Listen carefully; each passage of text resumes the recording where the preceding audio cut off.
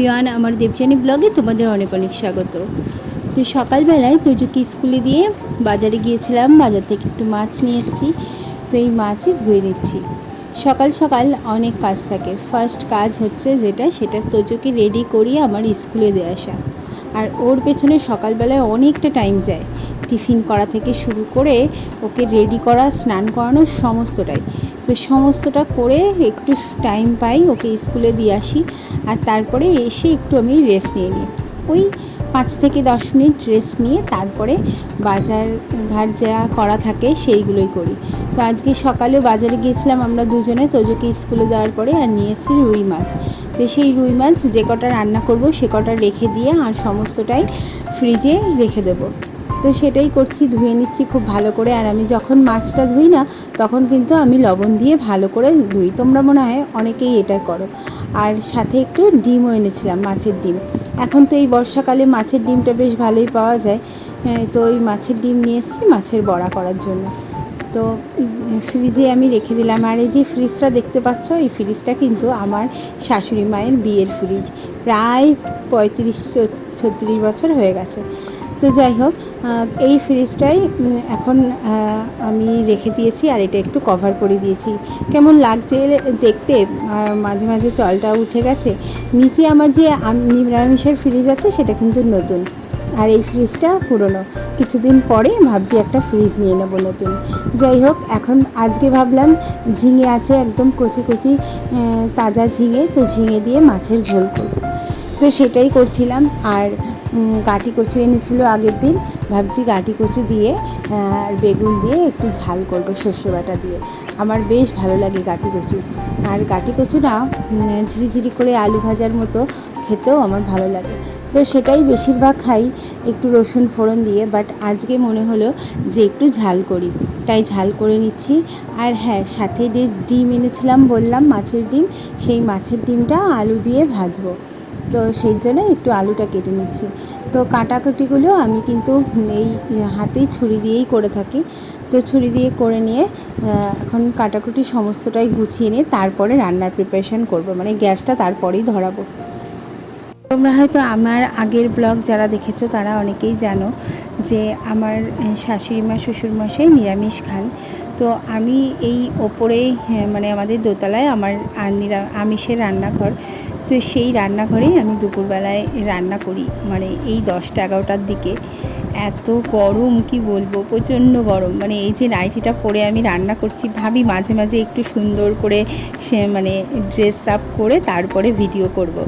But এত গরম উপরে যে মানে সুন্দর করে বলতে নাইটি ছাড়া আর কি, কুর্তি চুড়িদার এরকম কিছু পরেই আমি করতে চাই, কিন্তু এত গরম কি বলবো, আর একদমই ইচ্ছা করে না। যাই হোক, দেখো এখানে ডিমের ঝুড়ি করে নিলাম, মানে ডিমের ঝুড়ি আলু দিয়ে পেঁয়াজ দিয়ে ভালো করে ভেজে নিয়েছি। তো এটা বেশ ভালো লাগে খেতে, আজকে করে নিলাম সেটাই। আর একটু ডিমও ভাজবো সাথে, মাছের ডিম। তো এইটা মোটামুটি ভালো করে ভেজে নিচ্ছি। যখন আমি এই ওপরে একা থাকি, মানে রান্নাবান্না যখন করি, তখন তো মা বাবা সবাই নিচে থাকে, আর আমি এই ওপরে যখন একাই রান্না করি তখন মোবাইলে আমি গান চালিয়ে নিই, নাহলে কোনো ব্লগ দেখি। মানে একা একা থাকতে হয় ওপরে রান্নার সময়, তখন নিলিবিলি গান শুনতে শুনতে রান্না করি। আমার বেশ ভালো লাগে এই টাইমটা। তো এখন তো দেখো ভাজাটা আমার পুরোপুরি কমপ্লিট হয়ে গেল, একটু ঝুরঝুরে করে ভালো করে আমি ভেজে নিয়েছি। ভাজা একদম রেডি হয়ে গেছে, তোমাদেরকে একটু দেখিয়েও নিলাম। এখন মাছটা ভেজে নেব, মানে মাছের ঝোলটা করব। তো তার জন্য কড়াইতে দেখো তেল দিয়ে দিয়েছি, সর্ষের তেল। তো ঝিঙে দিয়ে আলু দেবো, সাথে আলু দিয়ে মাছের ঝোলটা করব। আর হ্যাঁ, এতে কিন্তু আমি বড়ি দেবো, মানে ঝিঙের সাথে বড়ির কম্বিনেশনটা কিন্তু বেশ ভালো আসে। আর ওই জন্য একদম হালকা করেই রান্না করছি, যেহেতু প্রচণ্ড গরম। এই গরমে এরকম হালকা পাতলা রান্না না বেশ ভালোই লাগে। সব সময় রিচ তো ভালো লাগে না, তো আমি একটু হালকা পাতলা করেই ঝিঙে দিয়ে রান্না করছি। আর এতে আমি একটু আদা জিরে বাটাই দেবো, আর কিছু না। আর ওই যে বললাম যেটা গাঁটি কচু আর বেগুন দিয়ে যে ঝালটা করব, তো সেই ঝালটা আমি আমার নিজের জন্যই করছি, কারণ তোজো তো খেতে পারবে না ঝাল যেহেতু, আর সেহেতু ওর বাবাও খেতে পারবে না, তার কারণ ওর বাবার প্রচণ্ড ঠান্ডা লেগেছে। আর কাশিও হচ্ছে। তো শুনেছি মানে নাল জাতীয় জিনিস যেমন কচু, তারপরে বেগুন, ঢ্যাঁড়স এগুলো ঠান্ডা লাগলে খেলে না বেশি আরও ঠান্ডা লাগে। তো ওই জন্য ওদেরকে ওইটা দেবো না। আর এই দেখো বড়ি দিয়ে, ঝিঙে দিয়ে, আলু দিয়ে ঝোল কিন্তু আমার প্রায় রেডি হয়ে গেছে।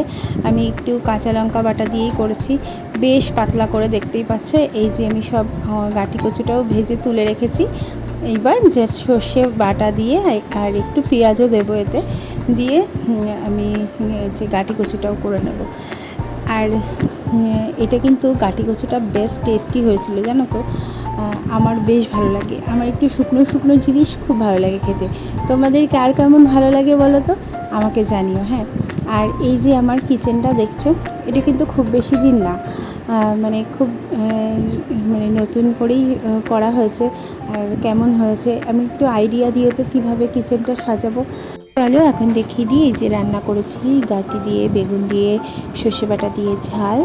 আর এদিকে দেখো করে রেখেছি ডিম দিয়ে আলুর ঝুড়ো ভাজা, আর ডিম ভাজা, মাছের ডিম ভাজা। আর এইদিকে আমার ঝিঙে দিয়ে, বড়ি দিয়ে, আলু দিয়ে মাছের ঝোল। আমার সমস্তটাই রান্নাও একদম হয়ে গেছে, কমপ্লিট। আর এইখানটা একদম সমস্ত দেখো পরিষ্কার ক্লিন করে ফেলেছি। মানে আমি রান্না করছিলাম, তোমরা দেখতেই পাচ্ছিলে যে কী অবস্থা করে রেখেছিলাম।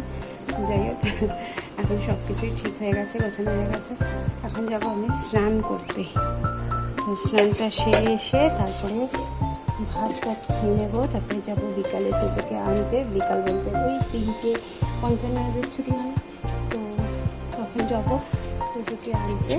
আর এইগুলো এখন রেখে দেবো, থালা বাসনগুলো সন্ধ্যাবেলায় এসে মেজে দিয়ে যাবে। হচ্ছে আমার হয়ে গেল। তো চলো, এটাই জল খাচ্ছিলাম, তো আজকে রেখে দিই। ফ্রিজে জল ভরে বোতলে রেখে দিয়েছি। তো চলো লাঞ্চটা করে নিই স্নান করে। দুপুরবেলা দুজনে লাঞ্চ করে আমরা রেডি হয়ে তোজোকে আনতে গেছিলাম। আর প্রচণ্ড মেঘ করেছে, এত মেঘ করেছে কি বলবো, মানে পুরো চারপাশটা কালো অন্ধকার হয়ে গেছে। তো 10 মিনিট আগে ওদের স্কুলটা ছুটিও দিয়ে দিয়েছে। আর তাড়াতাড়ি দৌড়ে দৌড়ে যাচ্ছিলাম, যার জন্য মোবাইলটা আমার একটু কাঁপছিল। আর আমি যেতেই দেখছি তোজো একদম গেটের সামনে দাঁড়িয়ে রয়েছে, কখন আসছে মা, কখন আসছে সেই দেখছে। আর বাচ্চারা তাড়াতাড়ি যে পাচ্ছে দৌড়ে দৌড়ে নিয়ে যাচ্ছে। আমিও তোজোকে নিয়ে চললাম দৌড়াতে দৌড়াতে গাড়ির দিকে। যাই হোক, কেমন লাগলো ভিডিওটি অবশ্যই জানিও।